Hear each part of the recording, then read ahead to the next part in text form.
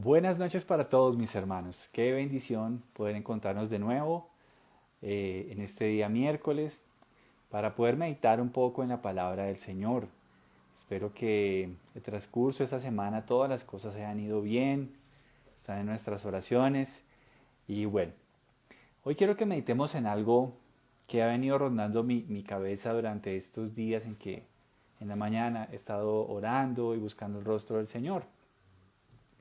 Pero justamente ayer, y perdón que les recuerde esta fuerte herida, ayer al ver el partido de Colombia, definitivamente creo que ese mensaje se confirmó con más fuerza. A todos nos duele perder, y sobre todo perder de esa manera. Pero, pero quiero que meditemos en algo que podemos aprender de ese suceso de ayer. Mira que todos necesitamos que alguien como que nos influencie, como que nos guíe, como que nos dirija. Todos necesitamos a alguien así. Y justamente en el año 2004, hablando de la Eurocopa, encontré una historia que me llamó la atención. Y es que en la Eurocopa del 2004, Grecia rompió todos los pronósticos y se convirtió en campeona de Europa, perdón, gracias a Otto Rehhagel. El técnico alemán logró formar un equipo fuerte y compacto sin grandes individualidades. Austero en el juego, pero efectivo en ataque. Y con él consiguió el mayor éxito de su trayectoria como entrenador. Yo quiero que usted note que este entrenador jugó un papel trascendental en que este equipo griego pudiera hacer semejante presentación en la Eurocopa. Dice también, la selección griega quedó segunda de su grupo por detrás de Portugal, el anfitrión del torneo, y en la base final se impuso a Francia y la República Checa. En la final le esperaba de nuevo la selección portuguesa, que era la gran favorita para llevarse el título, pero los griegos dieron su última sorpresa en el torneo y se impusieron a Portugal 0-1. Ese día la selección griega hacía historia y supuso un antes y un después en el fútbol europeo. Pues mis hermanos, mire qué curioso, qué importante que llegó este técnico y cambió la historia de esta selección, cambió la mentalidad de los jugadores y pudo hacer, inclusive no con grandes figuras, pudo hacer una gran presentación en ese torneo europeo. Pues mis hermanos, yo le quiero decir que nosotros tenemos a alguien mucho más sabio, mucho más efectivo, mucho más poderoso que este técnico alemán y se llama Jesucristo. Jesucristo tiene la capacidad de tomar nuestras vidas destrozadas, sin sentido, golpeadas por el pecado, llenas de dolor, de incertidumbre, pero Él tiene el poder de hacer de cada uno de nosotros cosas maravillosas. Y lo digo por experiencia propia. Lo he podido vivir a lo largo de estos más de 20 años que he conocido al Señor. Obviamente no soy una persona perfecta, ni mucho menos, pero puedo decir que Dios ha hecho su obra en mi vida, por su gran misericordia. Pero no hablemos de mí. Mira, por ejemplo, lo que dice Deuteronomio 32:9, porque Dios lo hizo con el pueblo de Israel. Deuteronomio 32:9 al 11. Dice, pues el pueblo de Israel pertenece al Señor. Jacob es su posesión más preciada. Y mira lo que dice del pasado de Israel. Dice, Él lo encontró en un desierto, en un páramo vacío y ventoso. Lo rodeó y lo cuidó, lo protegió como a sus propios ojos, como un águila que aviva a sus polluelos y revolotea sobre sus crías, así desplegó sus alas para tomarlo y alzarlo y llevarlo a salvo sobre sus plumas. Qué interesante ver cómo Dios tomó al pueblo de Israel y lo encontró ¿en dónde? En un desierto, lo encontró por allá donde nadie sabía quiénes eran ellos. Pero mira lo que hizo Dios. Dios se acercó a ellos los rodeó, los cuidó y los protegió. Y la historia nos deja ver que hay un antes y un después en la vida de Israel, después de que Dios se acercó a ellos. Es precioso entender, queridos amigos y hermanos, que siempre que Dios interviene en nuestras vidas, todo cambia, todo cambia. Él llena de luz nuestra existencia, Él le da sentido a nuestra existencia. Pero te voy a mostrar otro ejemplo, dice el ejemplo de Abraham. Por ejemplo, mira lo que dice la Biblia acerca de Abraham. Isaías capítulo 51, versículo 2. Lo hizo con el pueblo de Israel, que lo encontró en el desierto. Él se acercó, los rodeó, los protegió y lo cuidó como a la niña de sus ojos. Pero mira lo que dice de Abraham. Isaías 51, versículo 2. Dice la escritura, sí, piensen en Abraham, su antepasado, y en Sara, que dio a luz a su nación. Y ojo a lo que sigue. Cuando llamé a Abraham, ¿quién está hablando ahí? Está hablando el Señor. Cuando llamé a Abraham, era un solo hombre. Pero cuando lo bendije, se convirtió en una gran nación. Qué bendición poder entender hoy que aunque el pasado de Abraham era sencillo, sin embargo cuando Dios lo llama y lo bendice, logra hacer de él una nación grande, una gran nación. Pero el pasado de Abraham era un pasado tal vez desconocido, tal vez sencillo, tal vez muy humilde, pero, pero nosotros no sabemos nada de Abraham, sino hasta que Dios aparece en su vida. Qué bueno que nosotros podamos entender que ninguno de nosotros seríamos realmente algo a no ser de que Dios se acercara a nuestras vidas con su amor y con su misericordia y nos salvara y nos diera una nueva perspectiva de vida. Lo hemos visto en el pueblo de Israel, lo hemos visto en Abraham, pero quiero mostrarte otro caso más. Vamos a Marcos capítulo 5, versículo 15. Marcos capítulo 5, versículo 15. Dice, pronto una multitud se juntó alrededor de Jesús y todos vieron al hombre que había estado poseído por la legión de demonios. Se encontraba sentado allí, completamente vestido y en su sano juicio, y todos tuvieron miedo. Según el Evangelio, nos muestra que el endemoniado gadareno tenía una vida muy, pero muy difícil. Este hombre estaba poseído por más de 1000 demonios. Pero mire qué precioso, que Jesús llega a su vida y lo pone en sano juicio. Aquel que todo el mundo le temía, aquel que todo el mundo decía ya lo daba por perdido, ya no hay nada más que hacer con él. Pues resulta que Jesús llegó y le cambió la vida. Pues mis hermanos, esto es lo que hace Jesús. Esto es lo que hace Dios cuando Él viene a nuestra vida. Qué importante es que nosotros podamos reconocer que nuestra vida sin Él no es nada. Que nuestro pasado sin Él es algo que tal vez no tiene importancia. Pero qué precioso es cuando sabemos que Él está en nuestra vida. Que es Él el que nos llama, que es Él el que nos restaura, que es Él el que nos libera. Es Él, es Jesús de Nazaret. Por eso, yo quiero que tú descubras algo. ¿Cuál es el común denominador de estas tres historias que acabamos de leer? Yo encontré varias. Tal vez tú puedes pensar en algunas, pero hay cosas que esas tres historias pueden tener mucho en común. Por ejemplo, los tres vivían sin Dios. Los tres vivían sin Dios.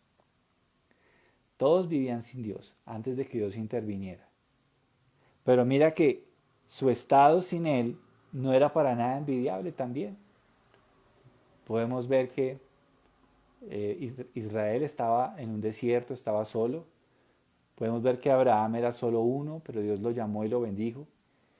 Podemos ver que este hombre, el de Gadara, estaba endemoniado y todo porque vivían sin Dios. Pero mira que cada uno de ellos encontró sentido a su vida cuando Dios aparece en su historia. Porque hay un antes de Cristo y un después de Cristo. Hay un antes sin Dios y un después con Dios. Lo que los une a ellos en común es su pasado, es tal vez su fracaso, su sequía, pero también los une que ellos encontraron propósito y sentido a sus vidas cuando Dios llegó a ellos. Hermanos, qué precioso es recordar y qué precioso es saber que Dios es fiel, que Dios sigue cambiando vidas, que Dios sigue transformando vidas, que Dios sigue llamando a aquellos que tienen un pasado oscuro, lleno de dolor, o un presente lleno de incertidumbre. Qué precioso es saber que Él está ahí y que Él puede hacer algo. Y esto nos puede dar la plena certeza los cientos de miles de millones de personas que han confiado en Jesús y no han sido defraudados. Los cientos de miles de millones de personas que conocieron a Jesucristo y Él los hizo nuevas criaturas. Todo esto nos tiene que dar a nosotros un mensaje muy claro y muy fuerte.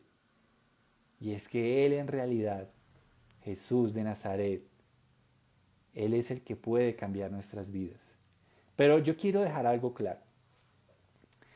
Él no viene simplemente a cumplir tus sueños.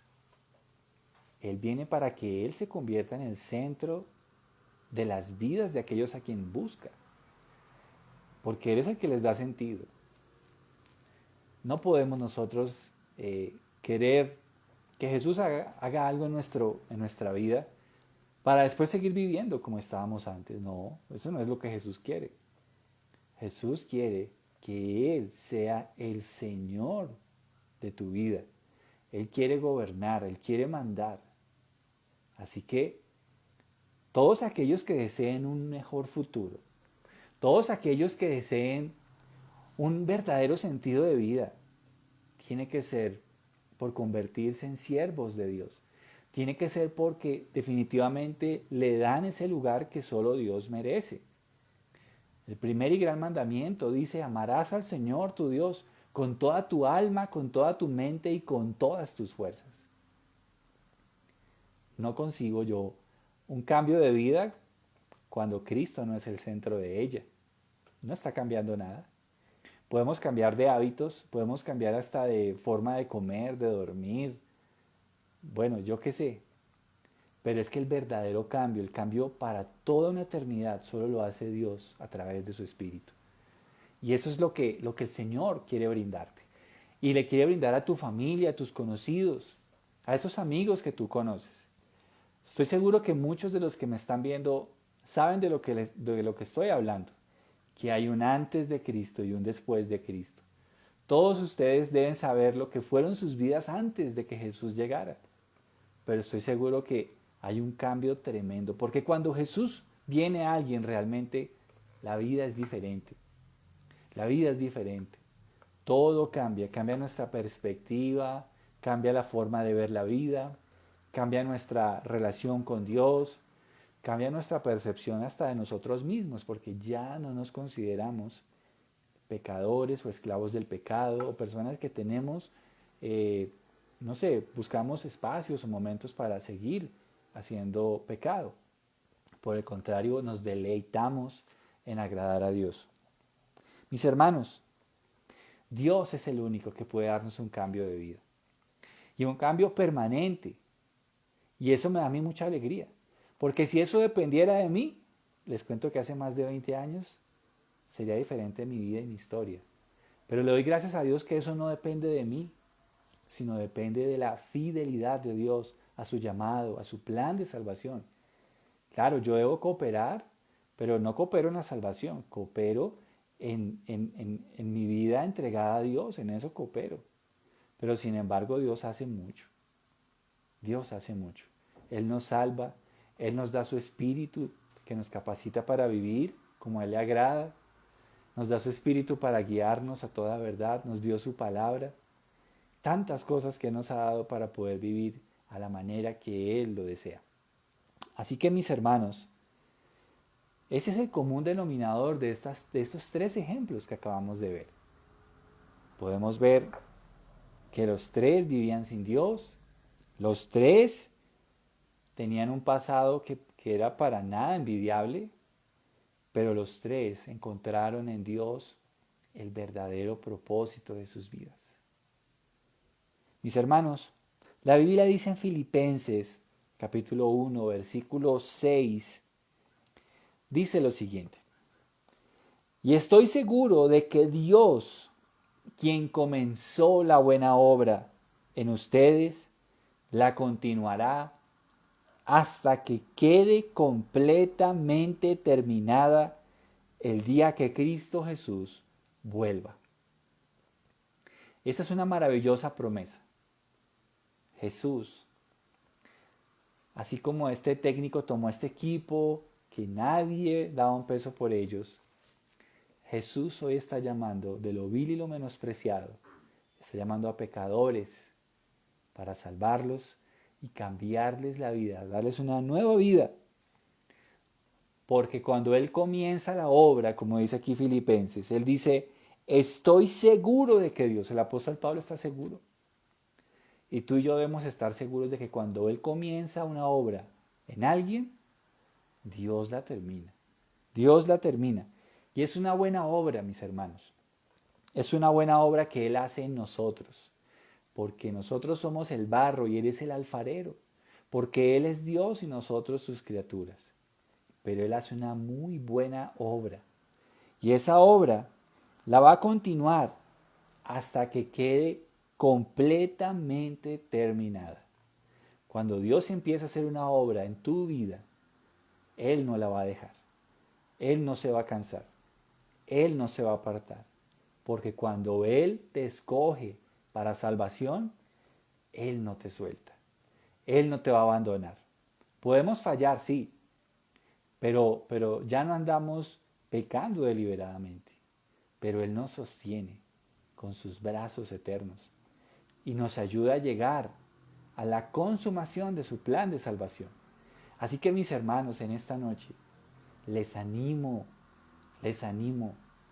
para que en cualquier proceso que usted esté pasando pueda meditar primero, estoy en Cristo, porque hay un antes de Cristo y un después de Cristo. ¿Dónde te encuentras hoy?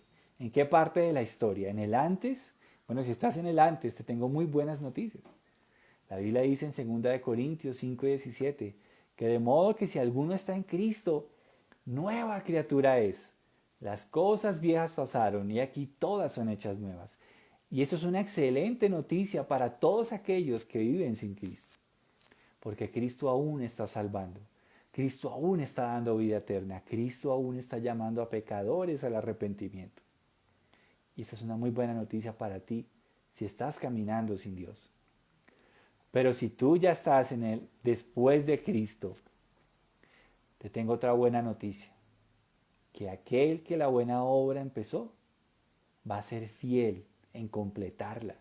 Él la va a terminar. Si tal vez has pasado por momentos donde te has sentido tentado, débil, yo quiero decirte que Dios es más fuerte que tu debilidad.